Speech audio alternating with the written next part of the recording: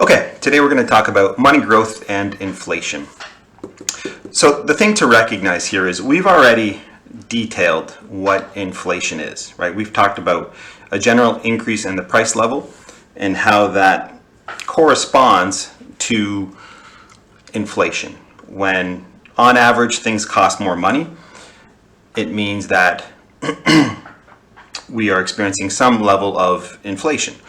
Okay, and that can be caused by an increase in the money supply. So that's basically what we're going to talk about today. We looked at deflating inflation when we did the GDP deflator. We talked about controlling for inflation with the consumer price index. But what we're going to talk about today is building off our last lecture on the money supply in the Bank of Canada.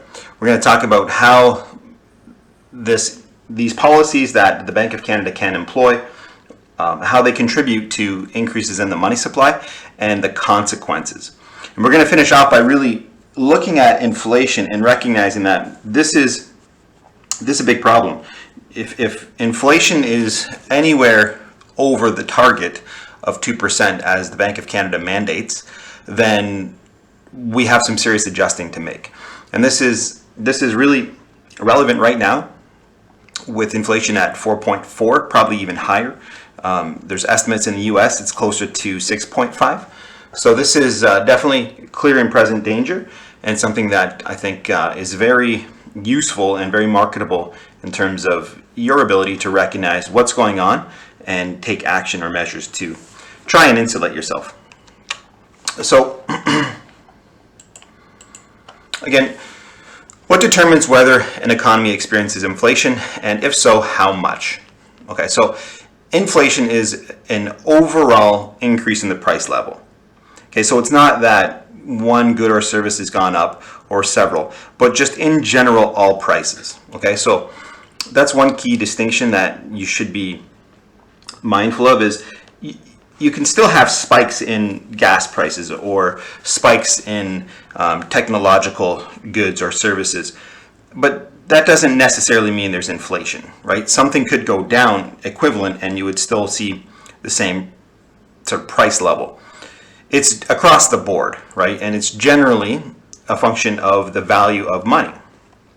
And as you know, when you increase the supply of money, you water down the existing currency, you make it worth less, and so consequently things cost more.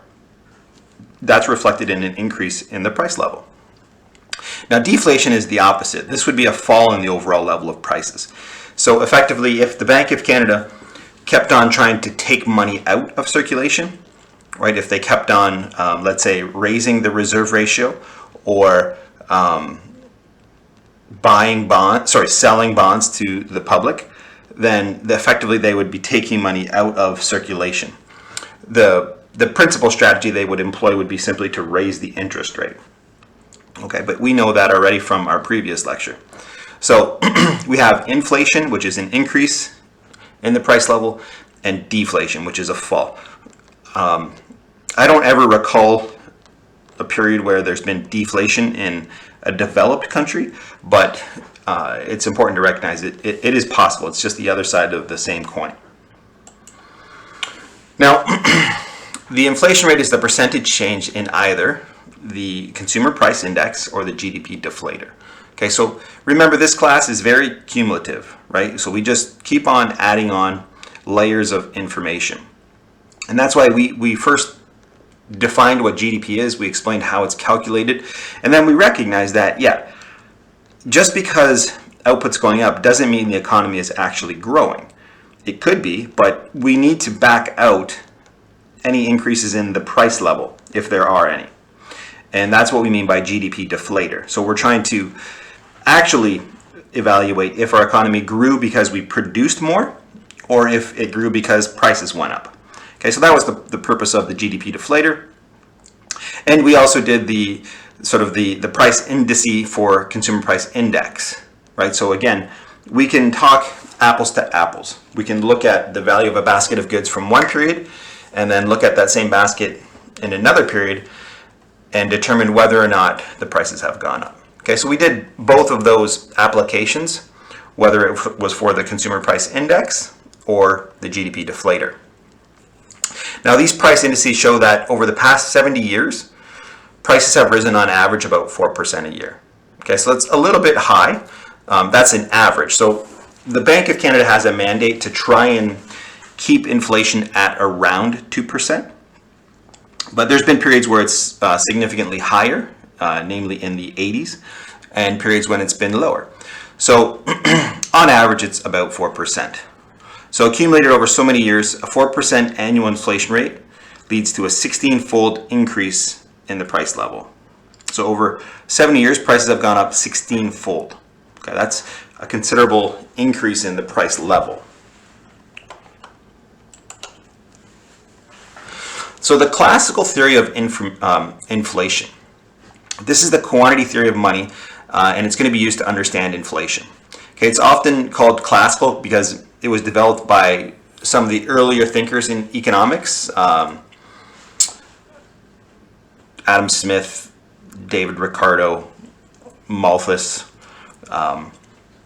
These are some of the classical economists, and it reflects the way in which they view the money supply and output. Okay. The 1870s is sort of the beginning of the neoclassical school. This is where we start thinking about like marginal product and marginal cost, marginal revenue, marginal this, marginal that. Recognizing that firms are profit maximizing, and we talk about the utility functions, willingness to pay, and so on and so forth. And that was all really a genesis of Alfred Marshall. But you're going to learn more about those thinkers as you continue on your studies. But we call this the classical theory of inflation because its origin story is with the earliest of early economic thinkers: Adam Smith, David Ricardo, John Stuart Mill to a certain extent, and Malthus. Okay, so these are the classical economists, and they believed that the market was sort of the holy grail. The market really coordinated things efficiently and effectively. It allocated resources in such a way as to maximize utility. It was really sort of the best case scenario, right? The market was held in very high esteem. Okay, so these are the classical economists. So they place a lot of emphasis on the market's ability to regulate, on the price level as being a signaler or indicator for economic expansion, competition, supply, demand, and laissez-faire, meaning the government has a very limited role, that just let the economy be. Any sort of intervention is a takeaway from the efficiency of the market in and of itself. All right, so that's all part of this classical school doctrination. It was followed by the 1970s neoclassical, which is the Keynesian. It's principally the Keynesian school, right, of bigger government and a bigger role for the government to play insofar as managing the economy, right, both fiscally and influence over the monetary policy as well. So the classical theory of inflation tells us that the level of prices and the value of money are interconnected. The economy's overall price level can be viewed in two ways. We can look at it through a basket of goods and services, which is the consumer price index, or we can look at it as a measure of the value of money. Okay, so you can look at it and say, okay, yes, this basket of goods is costing more, right, and therefore we have some inflationary pressure. Or we can say it's the value of the dollar is actually gone down. Okay, so think about that for a second. You're saying, okay, yes, this basket of goods that you, if you recall the example we used, you go to Walmart and you push through a basket. At the end of the shopping trip, you cash out and the basket costs $100. And then you go do that same thing the following year and the basket costs $103. Well, you would note that there's a 3% increase in the general price level, right? For you as a typical consumer, things cost 3% more than they did last year.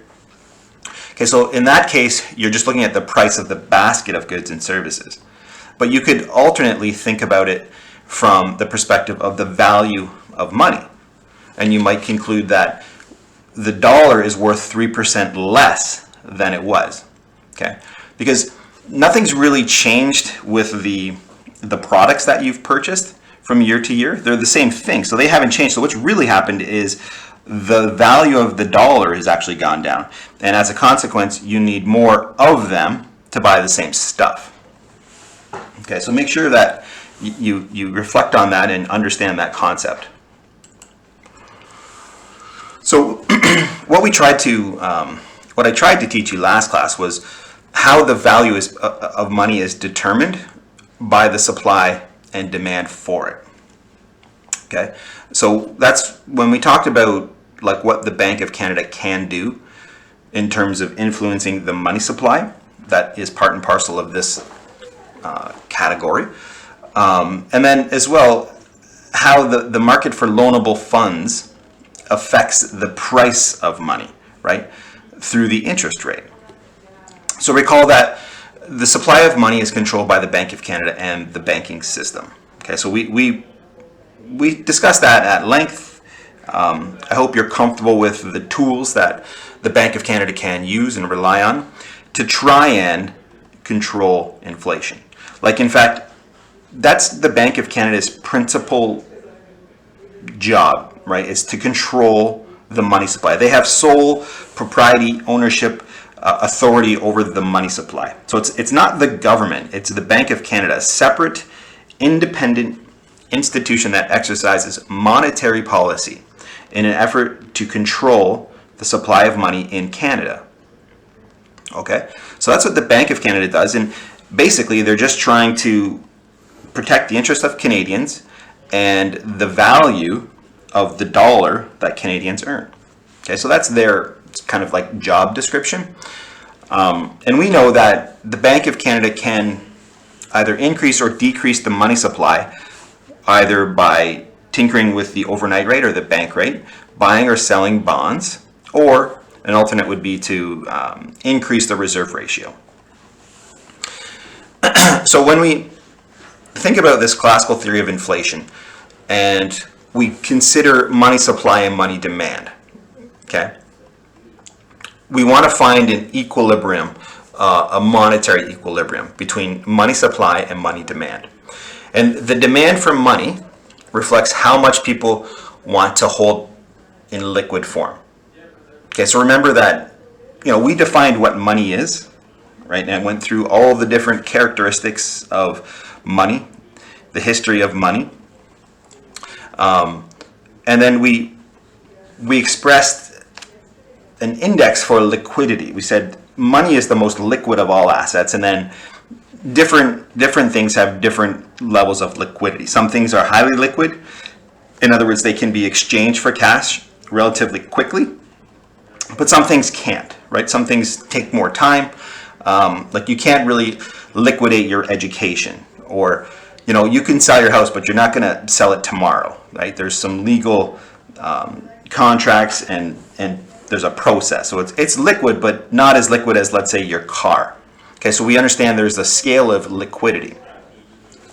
And what I'm trying to say here is the demand for money, like actual money, reflects how much people want to hold, how much money they want to hold, right? Do they want to put it in the bank, or do they want to keep it in their pocket? Okay, and the demand for money reflects that tendency. So we say the demand for money is sometimes referred to as a liquidity preference. Okay, so do you have a preference to have more cash on hand or not? Okay, and that depends on the demand for money. Like, think about just when you come to school, right? You sort of internalize how much cash you might need, right? Some of you use debit, which is kind of like the equivalent of cash. Given that there's bank machines all over the campus if you need to take actual physical cash out. But the demand for money is directly correlated with prices. If prices go up, then you need more money to buy things, right? Like a couple years ago, I would come to campus and I'd need maybe $5. I keep $5, and that would get me a coffee and maybe a muffin, a bottle of water later in the day. Okay, now I need $10. So my demand for money has gone up because I need more of it. Okay, so my liquidity preference is increased, but it's connected to the price level. Because prices have gone up, I need more cash. So what we want to understand is there's many factors. Okay, so this is just that was just an anecdotal example, but there are many factors that affect the demand for money. So for example, the amount of currency that people hold in their wallets can depend on how much they rely on credit cards or the accessibility of ATMs. In other words, if there were no ATMs on campus, you would need to carry quite a bit more cash. If the food court and the bookstore didn't accept credit cards, you would need to carry more cash. So you base your decision on likely carrying very little cash to school because you don't need it. You can go to a bank machine if you really have to get some. It's readily available. Every vendor on campus accepts a credit card. So cash is really unnecessary. Okay.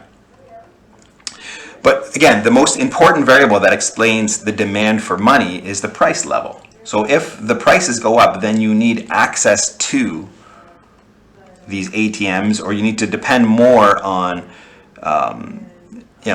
point of sale transactions that are credit card or debit related, because prices have gone up. You need access to money, more of it too. Okay, but there's a variety of factors that can affect what determines how much cash you have. Some people, they want to avoid administrative fees by if they have to take out money. There's a transaction cost, so that's going to affect how much cash you're going to carry. Right? You might take out a couple $100 at the beginning of the week, and that should do you for the week for incidental things, right? For coffee and lunch and so on. Or you could take $20 out a day, but the reality is, if there's some significant transaction costs, then you may pump the brakes on that. Okay, so this is a graph for the supply and demand for money. Okay, so we're going to say that the money supply is fixed because it's mandated by the Bank of Canada. There's not a market for the money supply. It's given by the Bank of Canada. It's fixed. Okay, it's not like the market reacts. It's the Bank of Canada. So this horizontal axis is the quantity of money, okay? And this left vertical axis is the value of money. So money would have zero value here, a quarter, a half. So this is just kind of like relatively speaking, okay? The supply for money is vertical because it's the Bank of Canada. It's fixed.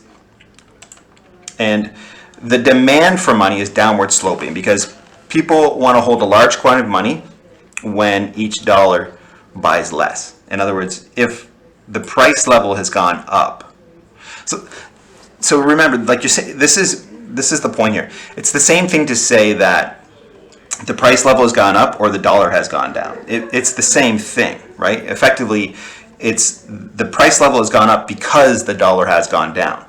Okay, and if the dollar has gone down in value, then you need more of them. So the demand curve for money is downward sloping because people want to hold a larger quantity of money when each dollar buys less. So when the value of money goes down, right, money demand goes up. So if the value of money is really high, well, then you don't need much of it. But if the value of money goes down to 75%, then you need to hold more of it. If it goes down to half, you need more of it. If it goes down to a quarter, you need more of it. Okay, so the money demand reflects that tendency. So at this equilibrium point A, the value of money on this left axis and the price on the right axis have adjusted to bring the quantity of money supplied and the quantity of money demand into balance. Okay, so we're saying these two it's the same thing, right? They're inversely related. When the value of money goes down, let's say the value of money goes down, then the price level goes up, right? So let's say the value of money goes from half to a quarter, so it'd be here. Well, then the money demand, okay, would be here, but the price level would be higher. So the price level is higher because the value is lower. Do you see that?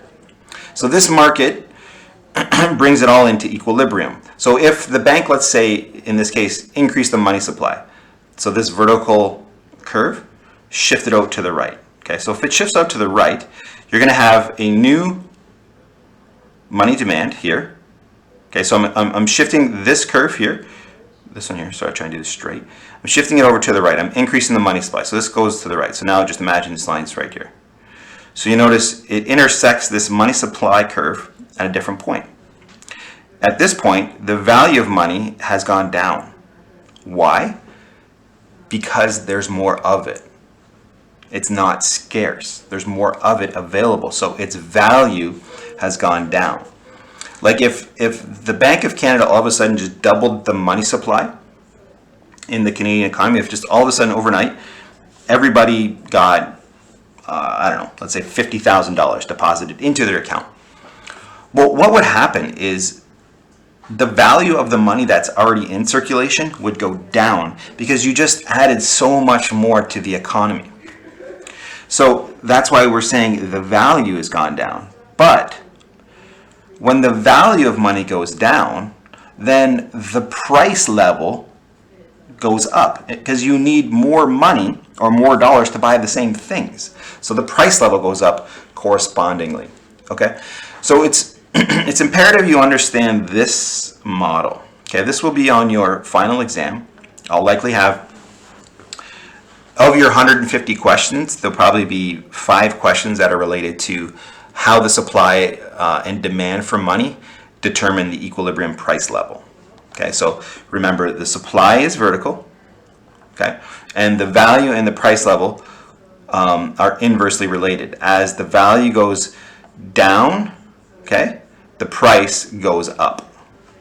So if the value goes down from a half to a quarter, then the price goes from 2 to 4, an inverse relationship. Okay, so now we're going to talk about the classical theory of inflation. We're going to extend what we just modeled, and we're going to say, what are the effects of a change in monetary policy? So right away, when you read that sentence, you think, okay, change in monetary policy. And you know that monetary policy is affecting the money supply. So what are the effects of a change in the money supply? So imagine that the economy is in equilibrium, and then suddenly the Bank of Canada doubles the supply of money by printing some dollars and dropping them around the country from helicopters. Okay, so this is just sort of a mind exercise. What's going to happen after such monetary injection? So this is clearly an expansion of the money supply. So what's going to happen? How does this new equilibrium compare to the old equilibrium? All right, so before we flip the slide, think about it. All of a sudden there's all this extra cash. What's happening to the value of the existing cash? All right, it's being diluted. I always use the metaphor of a mixed drink. If you have an ounce of, let's say, vodka or rye or something, and you add more mix to it, you add more like Coke or Diet Coke or whatever, ginger ale, you make the drink weaker. Okay. When you take mix out, you make it stronger. It's kind of like the same thing. When you add money into circulation, you make the existing dollars worth less. When you take money out of circulation, you make the remaining dollars worth more. So in our case, what happens? So I'm going to just skip down to slide 12. So notice what happened. This is kind of like what I was saying. So the money supply is controlled by the Bank of Canada. So if it wants to implement monetary expansion, it would be shifting the money supply to the right. Okay, so this is an increase in the money supply. Boom. What happens is you get a decrease in the value of money. Why? Because there's more of it. It's not scarce. Correspondingly, what happens? You get an increase in the price level. Now, I know this is a little confusing because it's saying an increase in the arrow is going down. That's because this scale is inverted. It's going from 0 to 1 to 1, 3 to 2 to 4. And this would be 4, 3-ish. Okay. But that's the relationship. So I tried to do it first just within your mind's eye, and now you can actually see what it looks like on an actual graph. Okay, and this is the classical theory of inflation. These are the effects of a monetary injection. So the quantity theory of money tells us it's a theory that asserts that the quantity of money available determines the price level, and that the growth rate in the quantity of money available determines the inflation rate. Okay? That is, you have inflation here, right? It's measured on both fronts. Not only is the the value of the dollar going down, but the price level is going up. So you could calculate this inflation rate. Okay. Now, there's a couple things to be mindful of when viewing this classical theory of inflation. The first thing is this dichotomy and monetary neutrality. Okay. And what we're going to do is we're going to say economic variables can be divided into two categories. One are nominal variables, okay, and these are measured in monetary units. And two, we're going to say real variables. These are measured in physical units. That's what the classical dichotomy is. It's the separation between nominal and real variables. So to consider, just imagine anything that's measured in dollars as being a nominal variable. It's measured in monetary units. So like wages, for example, they're nominal. They're measured in dollars. Any price that's measured in dollars is a nominal variable. Real variables are measured in physical units. So more like if I have a bushel of corn or a bushel of wheat, it has intrinsic value. It has its own value. It doesn't have to be measured in dollars per se. It can be measured in its physical kind of stock value. So here's an application. Maybe this will help clarify. Okay, so an application of the classical dichotomy. It can be somewhat tricky if we look at prices. So prices in the economy are normally quoted in terms of money, right? And so accordingly, they're considered nominal variables. For instance, when we say that the price of corn is 200 per ton or the price of wheat is 100 per ton, we're expressing both of these physical goods as a nominal variable. But we can also say something about the relative price, the price of one thing compared to another. So in our example, we could say that the price of a ton of corn is 2 tons of wheat, okay?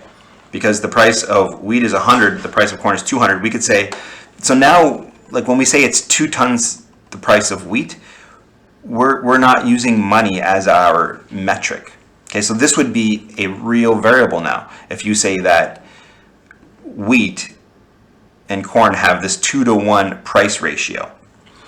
Okay, so notice that this relative price is no longer measured in terms of money. There's no dollar sign in that statement that the price of corn is 2 times the price of wheat. There's no dollars. I'm just saying the relative price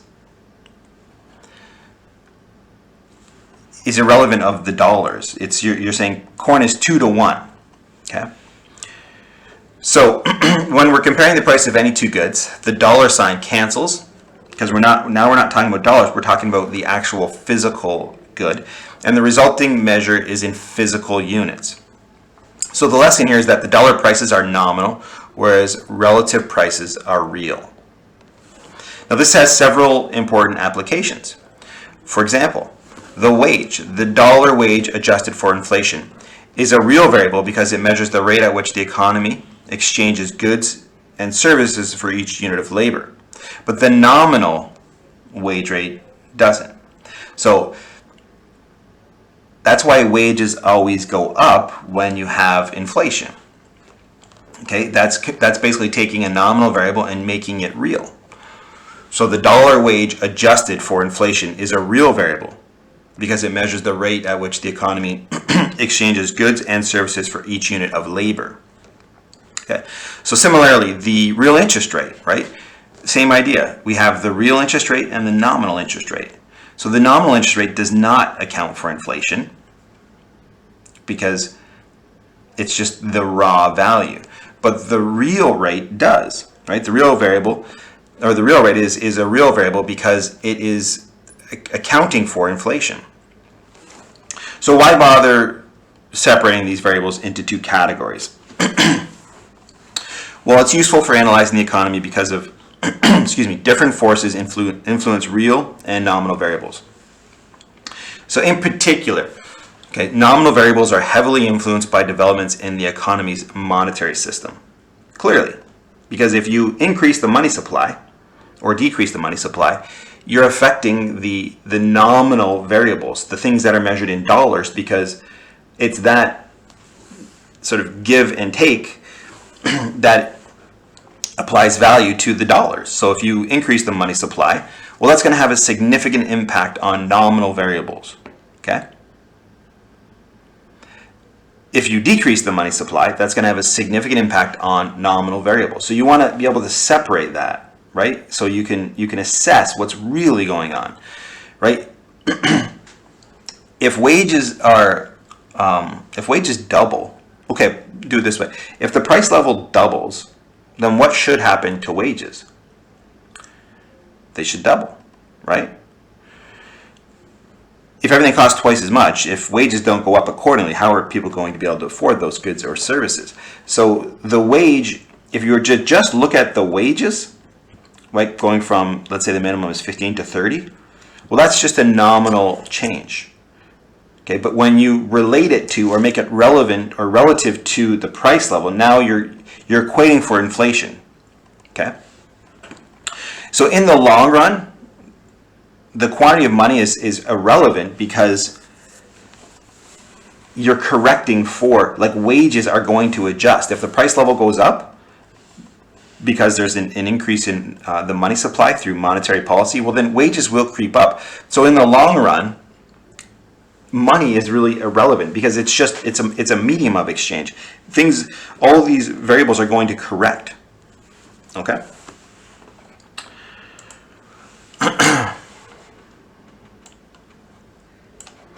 That's what monetary neutrality means. Okay, so you have the classical dichotomy, which is basically recognizing that there are nominal variables and real variables. Okay, and when you start looking at real variables,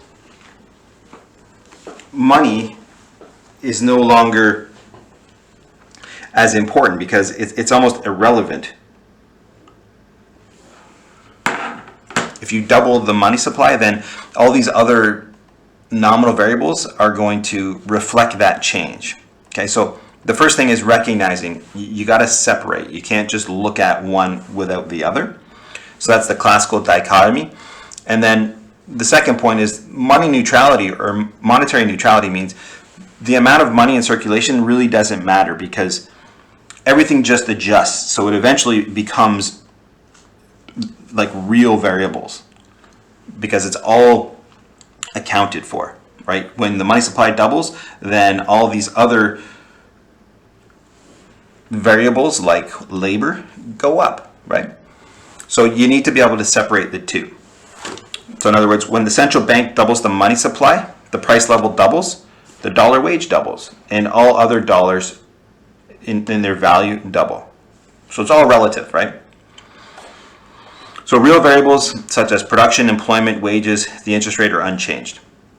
Again, if the money supply doubles, then what do you think would happen to the interest rate? Well, it'll go down, right? There's a much greater supply of money. So then the real rate would be correct. It would get corrected.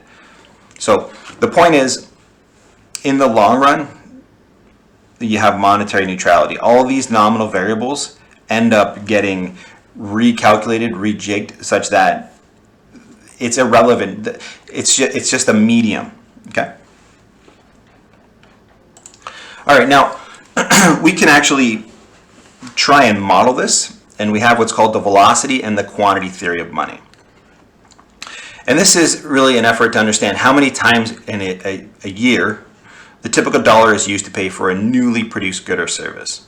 And this we define as the velocity of money, the rate at which money changes hands. So we can attain another perspective on the quantity theory of money by considering the following question. How many times a year is the typical dollar used to pay for a newly produced good or service? Okay, so this is the velocity theory of money. And again, we're trying to argue that the money supply is irrelevant in the long run. Okay.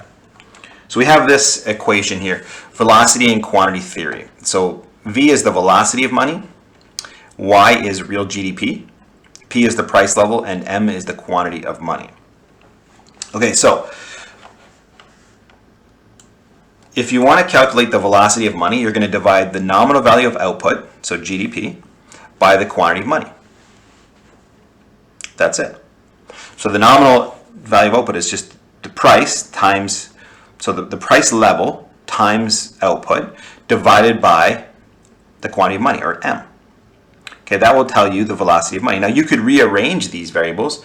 I could give you the price level, real GDP, and the quantity of money, and you would then give me the velocity. Or maybe I don't give you real GDP, but I give you velocity. So then you could solve for Y. So let's just do a quick example here.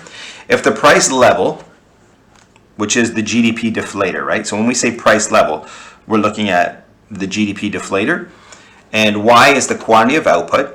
So we're going to say real GDP, and M is the quantity of money. Then velocity is, well, just plug in the values. Suppose the economy produces 100 pizzas in a year. Okay, so then we know what Y is. That's what the economy produces, 100 pizzas a year. And we know that the price level is $10. Okay? And we know that the quantity of money in the economy is 50. So we know there's $50 in the economy. So think about this in a really sort of closed scenario. You've got a small economy with $50 in circulation. That's how much money is in circulation. And this economy produces only pizza. It produces 100 pizzas. And the price of those pizzas is $10. What this quantity theory, or velocity in the quantity theory, explain is how frequently the money changes hands. So in this economy, people spend a total of $1,000 per year. Right? There's 100 pizzas that are sold for $10. So we know that there's $1,000 spent nominally on pizza, P times Q, or sorry, P times output, or Y. So for this $1,000 of spending, it would take place with only $50 of money. We said there's only $50 in money. So that means that $50 must change hands 20 times a year, right? That's what the velocity of money is calculating. It's the price times output divided by the money supply. Okay, so for us, we know the money supply is fixed. This is fixed by the Bank of Canada. We know output is GDP, and we know the price level. Okay. With that information, we can solve for the velocity of money. So you can rearrange this equation, right, and express it as the money supply times velocity is equal to P times Y, or nominal GDP. So, the elements for explaining the equilibrium price level. We know that velocity is stable over time. And because velocity is stable, when the central bank changes the quantity of money, it causes the proportionate change in nominal value, right? Because that's P times Y. Okay, so we're saying the velocity is stable over time. So V is relatively stable in a given economy. So because V is stable, right, so we can say that, we can kind of hold that constant. We can say that the velocity of money is relatively stable. When the central bank, so holding everything constant in our example, if all of a sudden we increased the money supply, so we took it from 50 to 100, then basically we can say is there's a proportional change in the nominal value of P times output, right? The price level times Y. So the economy's output of goods and services Y is principally determined by factors supply and technology. Because money is neutral, it doesn't affect output. Right? Output is independent. We change the amount of output based on technology and other factor supplies, right? Productivity and the like. So what this is saying is when you increase the money supply, it causes a proportionate change in nominal GDP, price times output. Okay?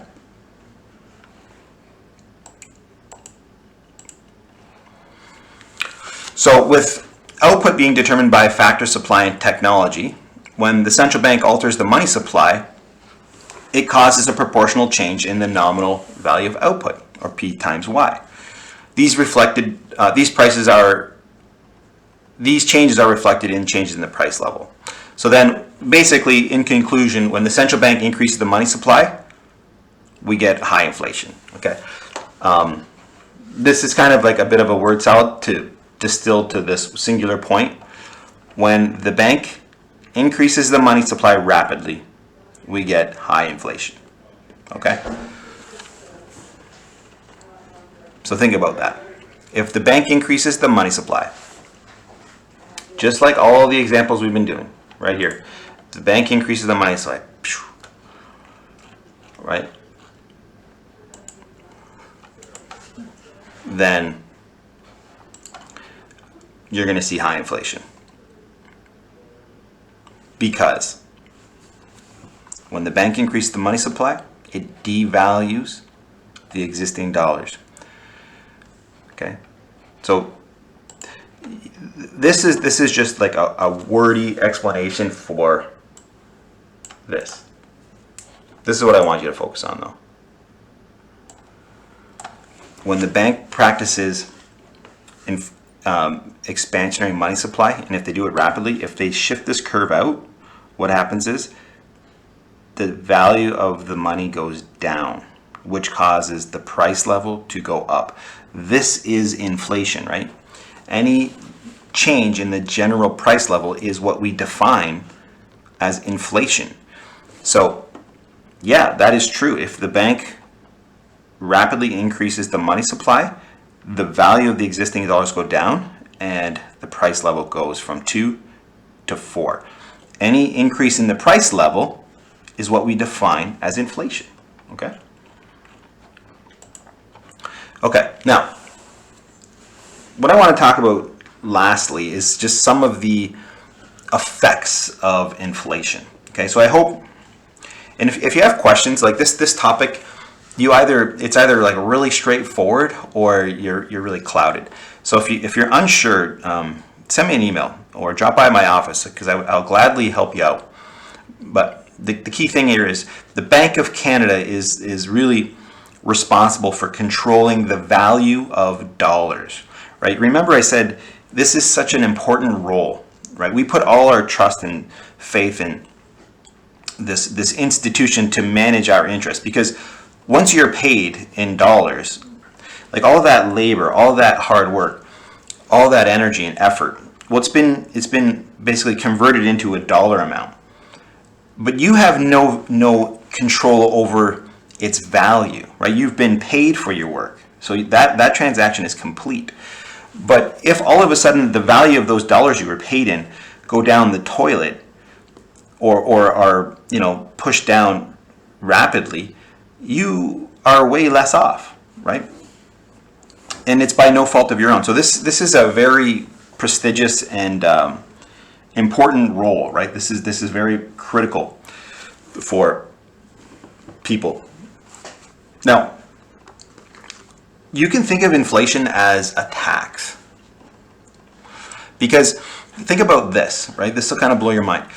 The revenue that the government makes is typically proportionate, right? So a tax is a percent, right? On when you pay HST, for example.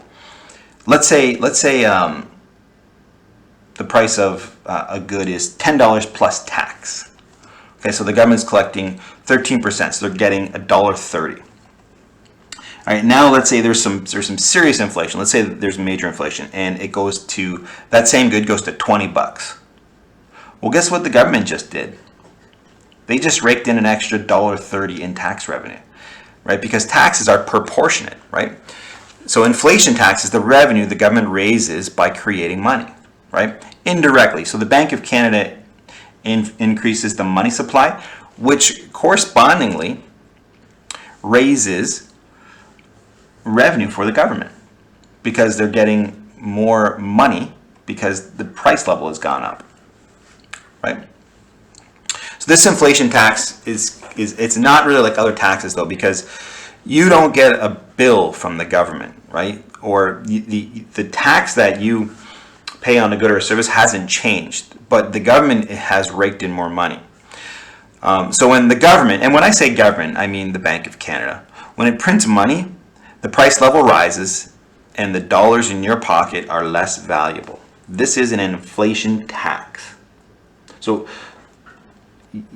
by no fault of your own, the value of the money in your wallet has gone down because the Bank of Canada has increased the money supply. Okay, so I mean, most of you probably aren't in the market to buy a home, but if you are, you're probably aware that the rates are historically low, but they're on a razor's edge of shifting up, of going up, right? And so the one good thing is if you were buying a house, you were able to get a really cheap mortgage, but it's also had the negative effect of driving prices through the roof. Okay, and consequently, these low rates have effectively increased the money supply. And so what we're seeing right now is a direct correlation. Prices are going up, right? This isn't some like ivory towers, hypothetical theory. Like this is real.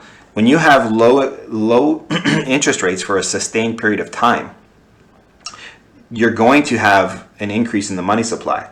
People are borrowing more money than they otherwise would if their rate wasn't so low. And as a consequence, money is injected into the economy. The value of the dollars in the economy go down, and things cost more money. Okay? This is what we call an inflation tax. Okay?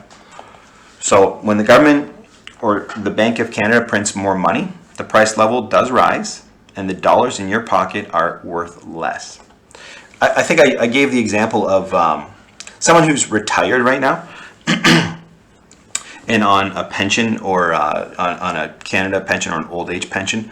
Their income is fixed. So when the prices go up, unless there's an adjustment to their income, like a COLA clause or some sort of adjustment for increase in cost of living, they're effectively getting poorer. Okay, it's like a tax. It's no different than if the government just said everything is going to have an extra 5% tax. So if inflation is 5% and your income doesn't change, you effectively are 5% poorer. Everything costs you 5% more. So you can think of it as being the equivalent to a tax. Even though you're not getting a bill, you're not getting any sort of anything tangible to express that you're being taxed at 5%. You're 5% poorer. Okay? So that's what's happening. So it's kind of a nefarious, underhanded tax on your wealth. The value of the dollars that you have are worth less, and it's no different than if the government did put a tax on things. It means it costs more because there's a tax. Well, it's the same thing to say your dollars are worth less, so you need more of them, right?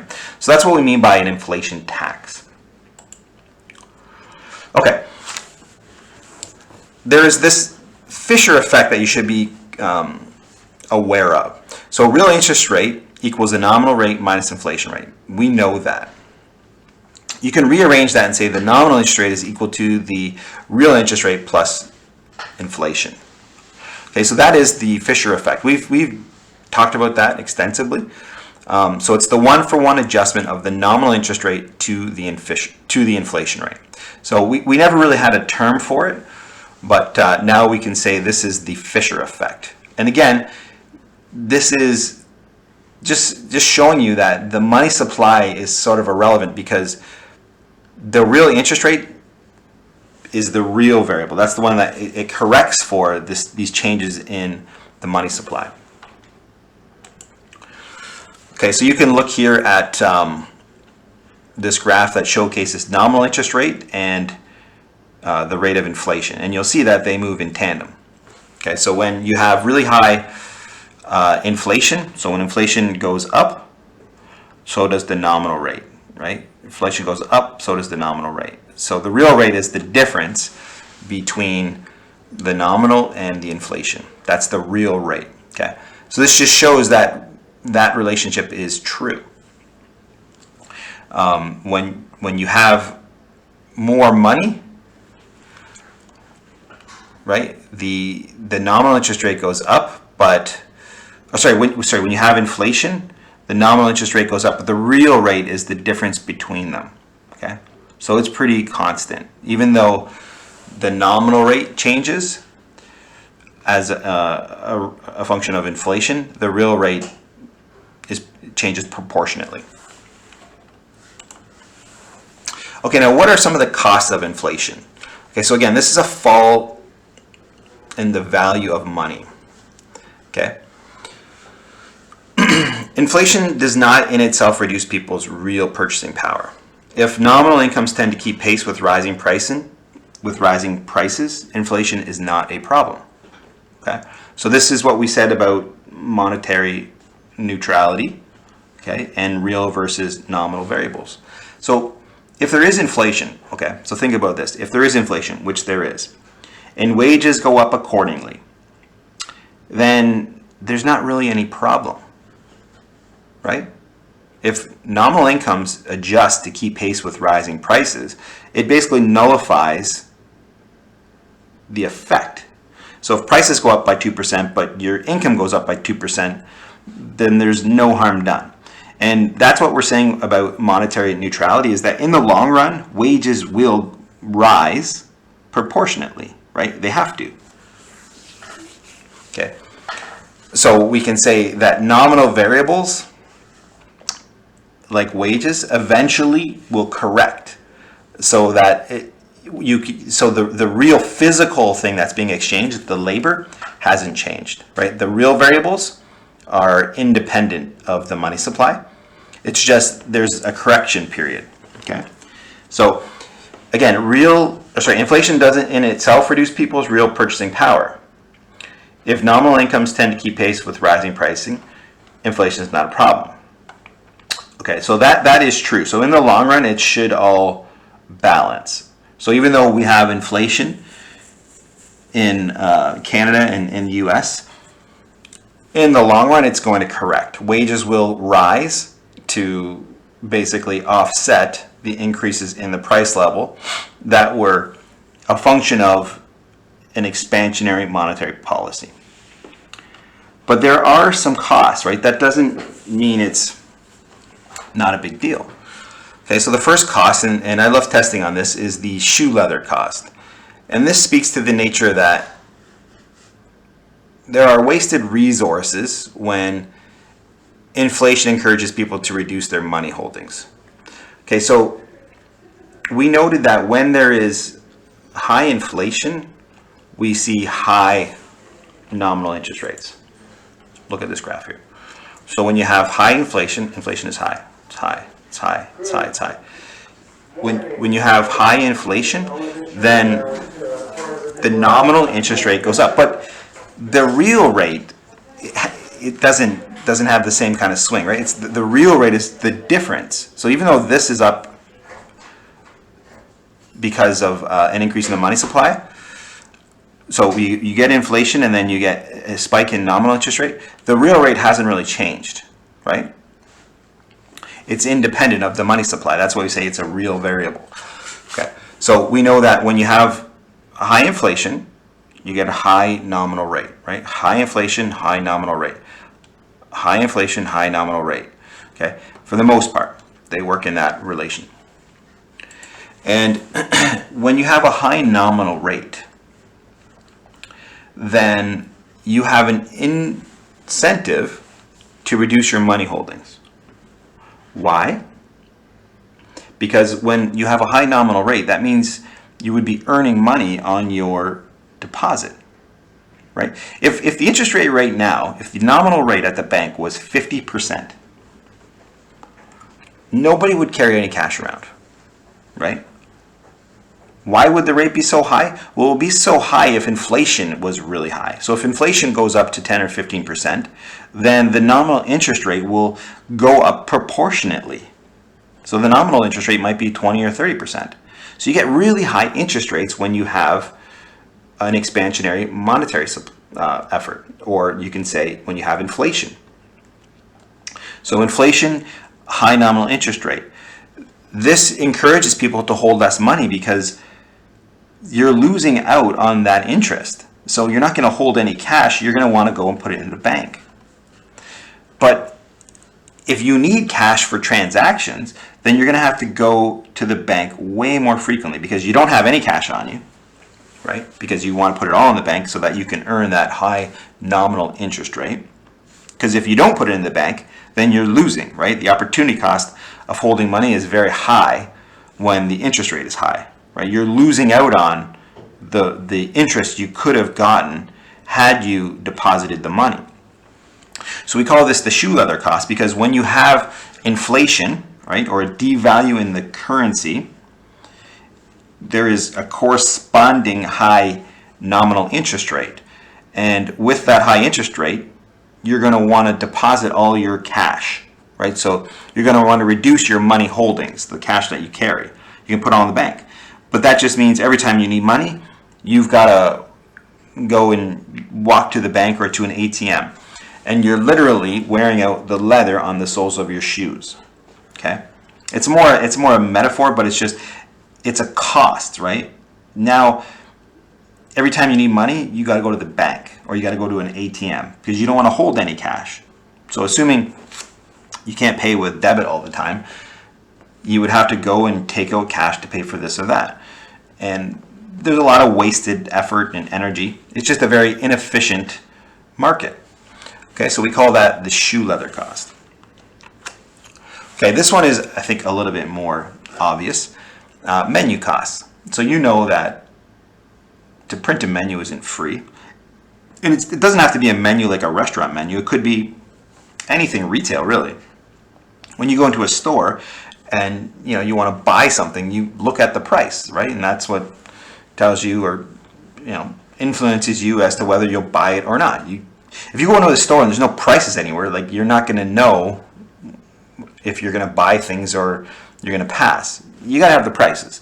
So the prices have to be there. But if you have inflation, if you have significant inflation, then you're going to have to change your prices accordingly. Like if the dollar doesn't buy what it did 2 weeks ago, then you have to raise your prices as a entrepreneur, as a retailer. So there's cost associated with that, though. The prices just don't automatically go up. You have to go and re-tag everything. I think I gave the example in lecture about a grocery store. Can you imagine if we had significant inflation to the point where they have to re-tag everything in the store because it costs more money? So again, I hope this, I know I sound like a broken record, but I hope this is starting to sink in.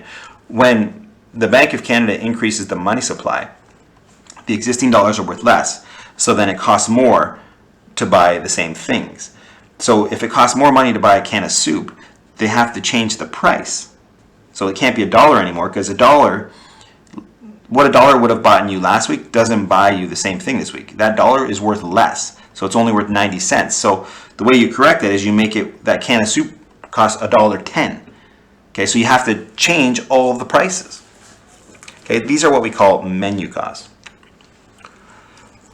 Okay, we also have what are called relative price variability or misallocation of resources. So because prices change only once in a while, inflation causes relative prices to vary more than they otherwise would. Okay, this is important in market economies because we rely on relative prices to allocate scarce resources.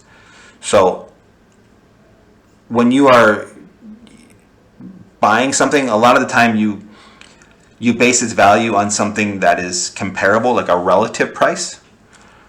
So if you have inflation on just some things, it'll cause the relative prices to vary more than they otherwise would. So if let's say there's a spike in lumber.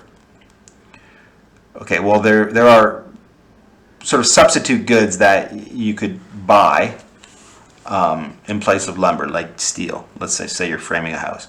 Well, if there's a spike in the price of lumber, then the relative price for something comparable would go up, right? And it would go up more than it otherwise would because of the supply and demand. So this is what we call relative price variability. So it's just a misallocation of resources. It's a failed market signal. So this is really less the case because of a general increase in the price level. But if particular goods, right, start going up in price, then our traditional relative price mechanism that we would say, well, this if lumber is worth this, then steel is worth that. It throws that sort of calculus out the window because the price it's spiked, so the relative price is going to go up more than it really should. Now, there's also some inflation-induced tax distortion. So we know that inflation tends to raise the tax burden on income and earned savings, right? If there's inflation, your savings are worth less, and effectively you're paying more tax because you need more money to buy the same things, right? Which is really the equivalent of a tax. Okay, you can think of an example of inflation discouraging savings is the treatment of capital gains. Okay, so capital gains are the tax you pay on the difference in the sale price relative to the purchase price. Okay. The income tax treats nominal interest earned on savings as income, even though part of the nominal interest rate merely compensates for inflation. So again, when you get charged income tax, it's charging you on the nominal interest earned on savings as income.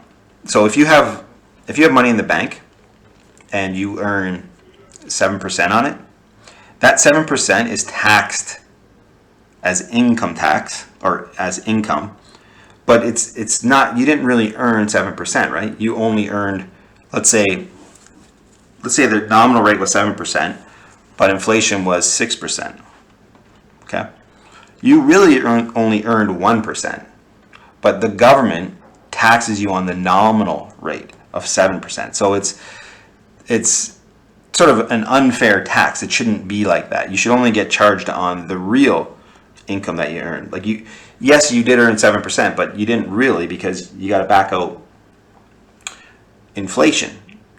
So the government doesn't make that accommodation though. So the income tax treats nominal interest earned on savings as income, even though part of the nominal interest rate merely compensates for inflation. So that it's another cost, right? It's just an inefficiency. Whenever you have inflation that's unpredictable or highly variable, then you're going to generate confusion throughout the economy. People aren't built in with some kind of calculator that automatically includes price adjustments. Okay.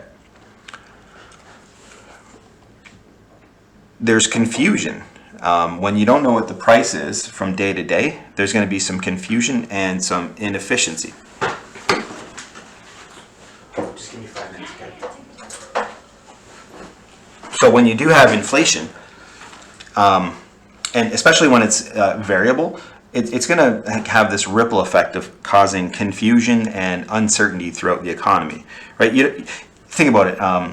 If you think the price is going to go up for a particular good like ground meat, you may go and buy a whole bunch of it, right? But then if that doesn't actually happen, now you're stuck with all this ground beef, right? Like nobody knows for sure what the price level increases are going to be, but if you suspect that there's going to be some, you're going to try and get ahead of it, but this is just going to cause confusion and really just an inefficient allocation of resources.